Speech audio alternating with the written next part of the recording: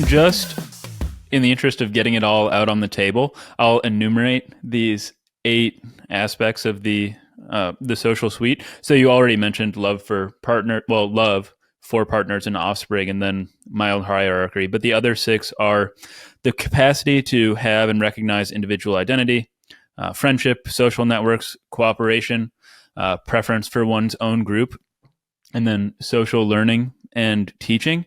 But hopefully, to paraphrase somewhat accurately what you just said a few minutes ago, and then to get clarification if this isn't quite accurate, is the idea roughly that not only were these 8 qualities ingrained in us and by extension our societies through natural selection, and that they have to be expressed among individuals collectively, but also, and here's where I might be adding something, they are in a sense optimal for our flourishing in a competitive world? Yes. Yes, in order to have a functional society, we need to express those things. I need to be clear about something else, which is that you can have stunted societies, just like you can have stunted bodies.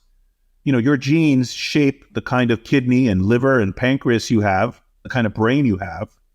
But if I starve you when you're a child, you don't grow as tall, you might be more prone to diabetes, your brain doesn't make all those wonderful connections that it needs to make when you're young.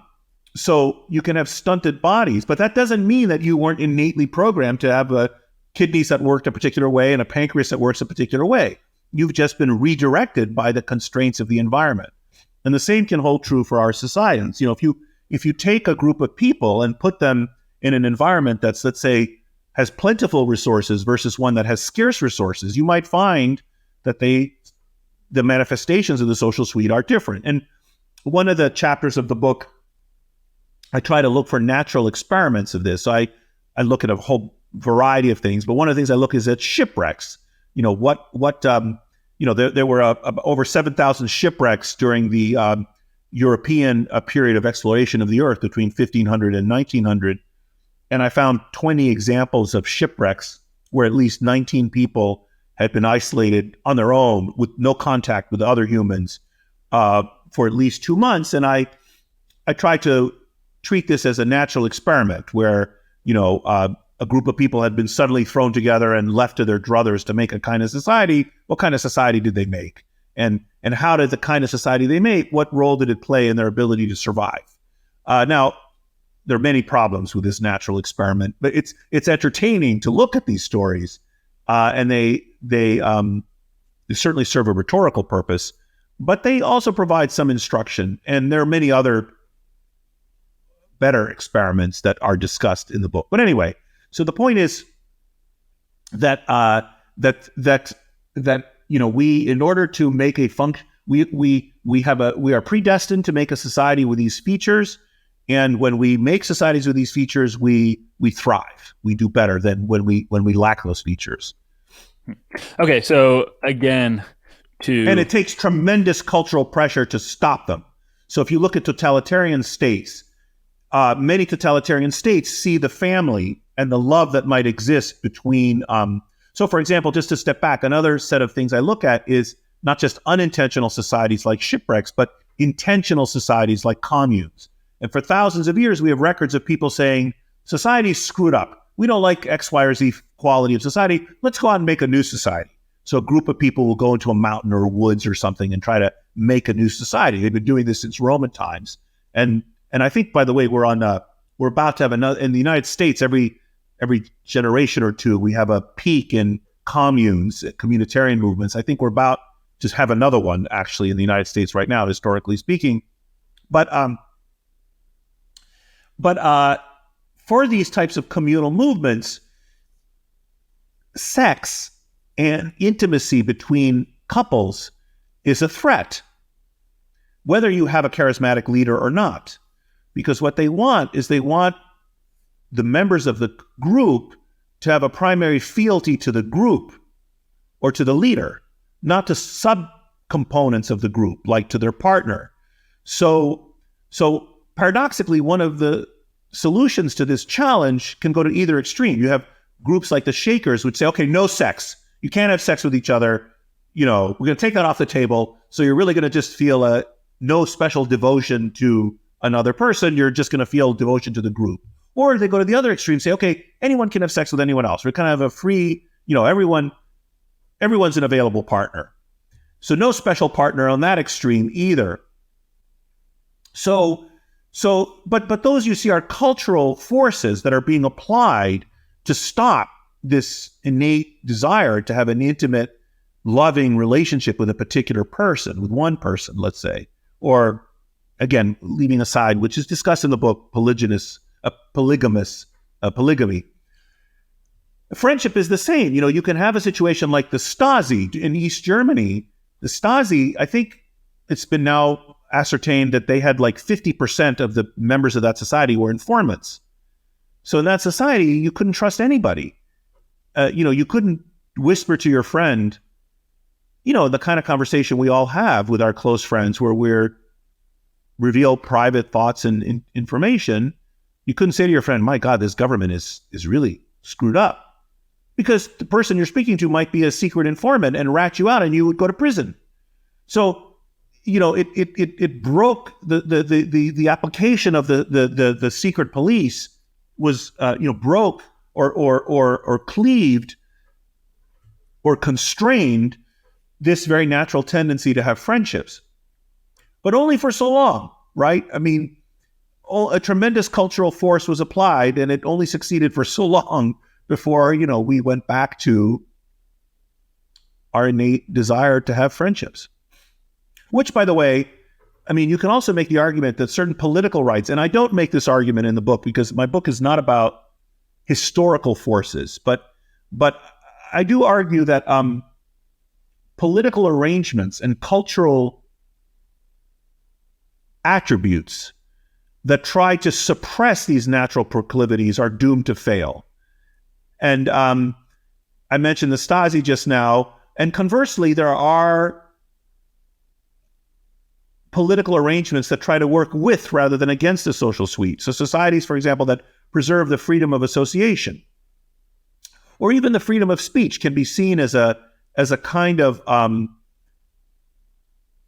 political arrangement that supports social learning, which is part of the social suite. Like, right, the flow of information that we live in networks in part so as to distribute useful information to each other. And we thrive when we can share information about how to build a fire or where there are predators or prey or how to make a particular tool. We are cultural animals. We evolved to be cultural animals, and that at its root, that is about the sharing of information across time and across space. It's to our advantage to do that. And arrangements that suppress that are not natural in a way. And therefore, you could make the argument that arrangements that constrain the freedom of expression are just like arrangements that suppress the freedom of association or that try to suppress love or all of these other qualities.